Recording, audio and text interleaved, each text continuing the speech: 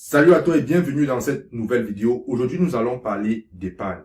Aujourd'hui, nous allons voir pourquoi épargner n'est pas une bonne idée ou alors pourquoi les épargnants sont les perdants. Et par la suite, nous verrons exactement quoi faire avec de l'argent tiré de nos revenus. Salut à toi une fois de plus, je suis Arthur au Canada. Si c'est la première fois que tu découvres cette chaîne, sache qu'ici, je parle d'éducation financière au Canada, je parle d'investissement immobilier et je parle des réalités de la vie au Canada.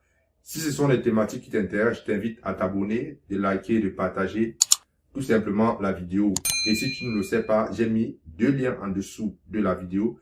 Le premier lien, c'est pour prendre rendez-vous avec moi pour discuter de tes projets, que ce soit en immobilier, que ce soit en ce qui concerne l'éducation financière au Canada. Et le deuxième lien, c'est pour avoir accès à une formation que j'ai construite, que je suis en train de construire, intitulée Finance Canada 101. C'est un cours pour tous les immigrants au Canada, tous ceux qui sont sur le point d'arriver, tous ceux qui viennent d'arriver, tous ceux qui sont là, qui veulent en savoir plus sur comment les finances fonctionnent au Canada. Comment est-ce que vous pouvez utiliser le système financier canadien en vous éduquant financièrement pour, n'est-ce pas, avoir une éducation ou alors une immigration. La réussite n'est pas uniquement aller trouver un boulot, avoir un salaire.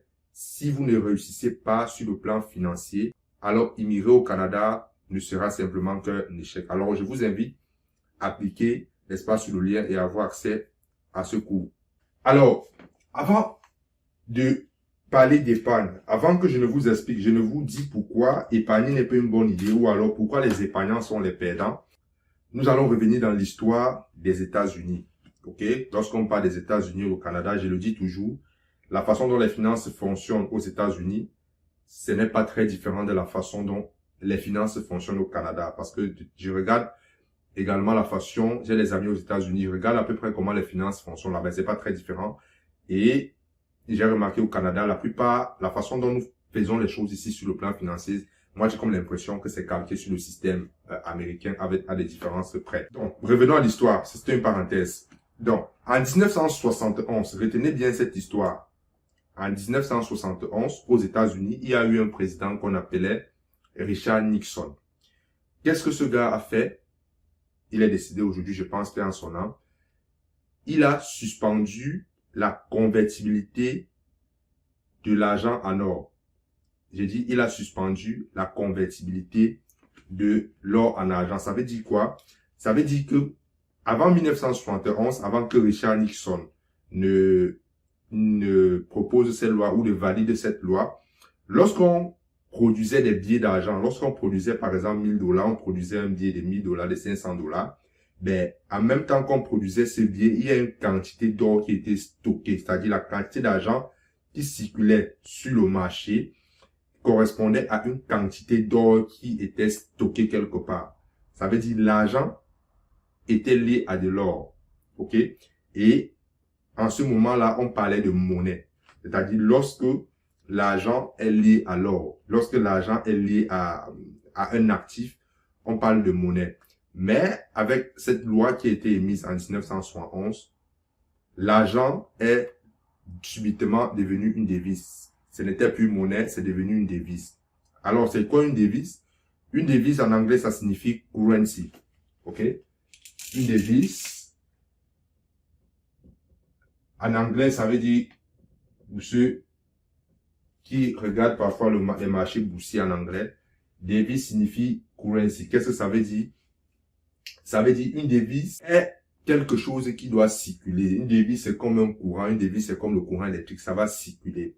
Et tant que la devise ne circule pas, elle perd la valeur. Et si elle perd la valeur, les gens ne l'acceptent plus. Et une fois que les gens ne l'acceptent plus, elle va dégringoler jusqu'à, n'est-ce pas, perdre totalement sa valeur. Et l'histoire de la plupart des pays, même en Allemagne, à un moment donné, les devises ont subi, n'est-ce pas, cette perte de valeur. Voilà l'une des raisons pour lesquelles il n'est pas financièrement intelligent d'épargner votre argent, d'épargner une devise. OK? Financièrement, il n'est pas intelligent d'épargner une devise parce que elle perd la valeur. En plus de perdre la valeur, il y a le phénomène qu'on appelle l'inflation. Cette règle-là donc est mise en 1971 a fait en sorte que les épargnants qui stockent de l'argent dans leur compte d'épargne sont devenus des perdants et les débiteurs, c'est-à-dire ceux qui prêtent cet argent-là, sont devenus, excusez-moi, des gagnants. Je vais vous expliquer ça à travers des exemples concrets. Donc, on prend le premier exemple. Je vais prendre un cas pratique. OK? Un cas pratique. Lorsque vous prenez, vous avez 1000 $. Vous mettez 1000 $ dans un compte d'épargne. OK? Vous mettez 1000 $ dans un compte d'épargne.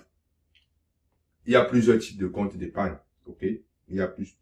La première fois où je suis allé dans une banque demander d'ouvrir un compte d'épargne, ben, moi à l'époque, c'est à cette époque-là que j'ai pris conscience que travailler, avoir le salaire ne pouvait pas me permettre d'atteindre mon objectif.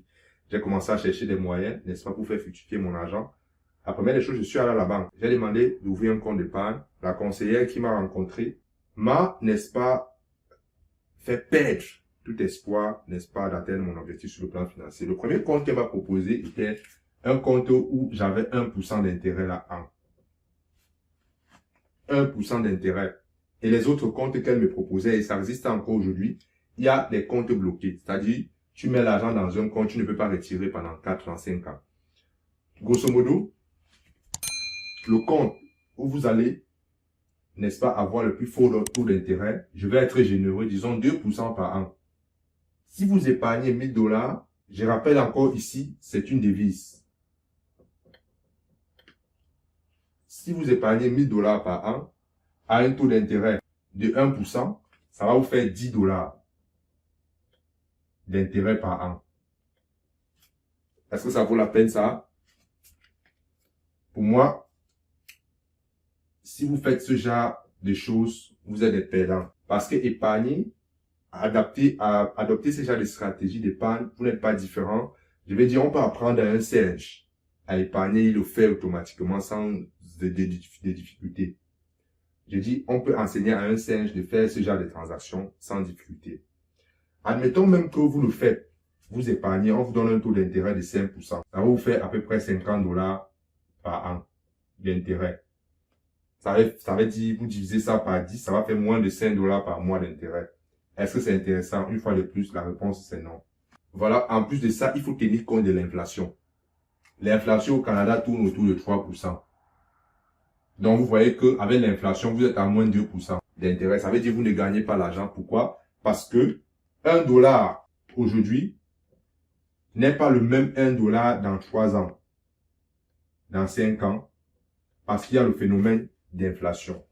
Lorsque vous utilisez 1 $ aujourd'hui pour acheter une baguette de pain, demain, le même 1 $ ou bien dans quelques années, le même 1 $ ne pourra plus acheter une baguette de pain.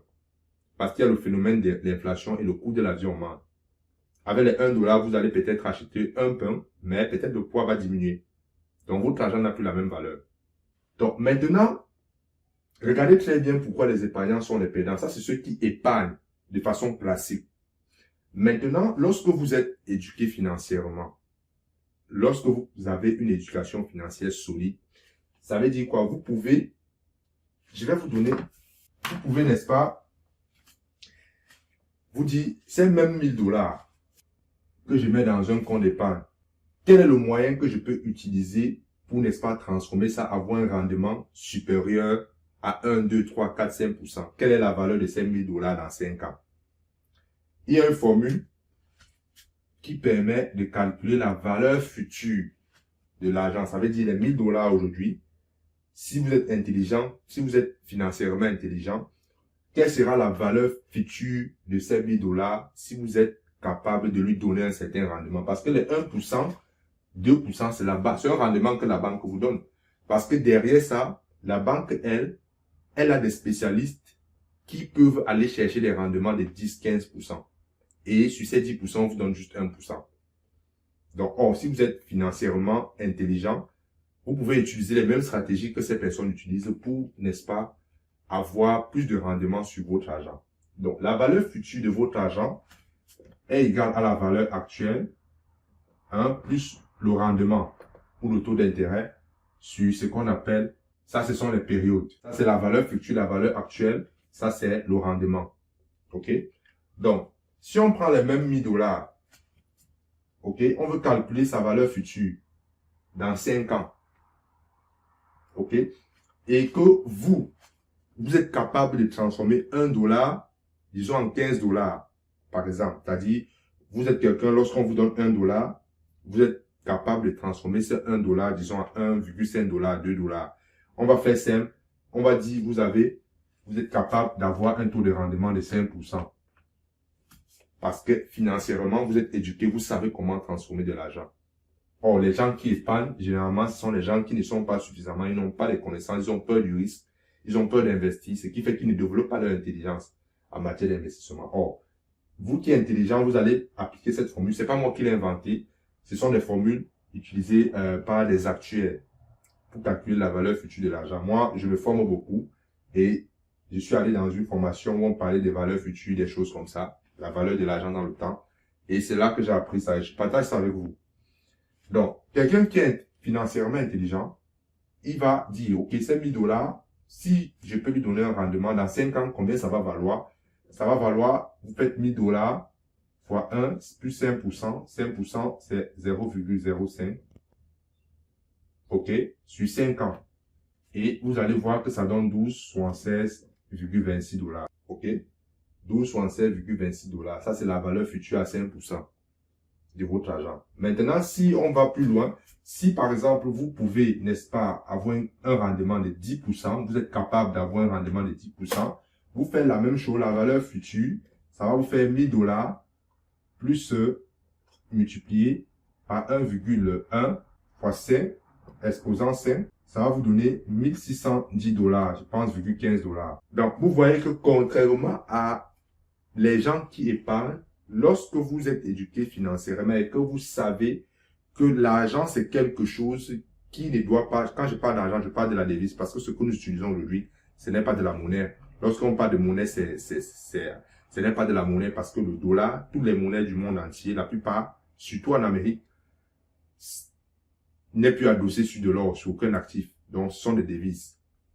Donc, vous ne devez pas laisser l'argent, vous devez faire travailler de l'argent. Parce que l'argent qui travaille, l'argent qui circule, la devise qui circule prend plus de valeur. Si elle cesse de circuler, elle perd de la valeur. C'est pour cette raison que vous allez voir des gens qui savent investir, ne laissent pas l'argent dans leur compte bancaire. OK?